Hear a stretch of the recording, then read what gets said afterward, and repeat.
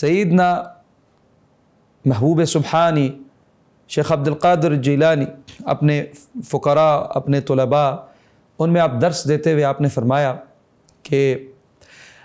انا اريد منکم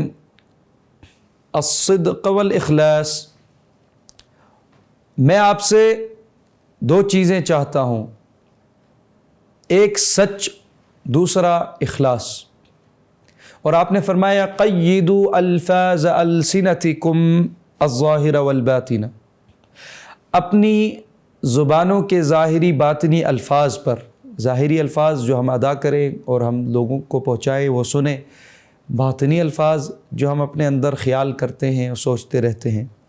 تو فرمایا کہ یا آہستہ سے جو کہتے ہیں، فرمایا ان دونوں ظاہری باطنی اپنی زبان کے الفاظوں کو قابو میں رکھو کہ تمہارے ہر حرف کو دیکھا جا رہا ہے اور فرشتے تمہارے تمام ظاہری امور افعال ان کو لکھ رہے ہیں، اور اللہ تبارک و تعالیٰ کی نگاہ و توجہ تمہارے باطن کے اندر جو تم خیال کرتے ہو اس پر ہے۔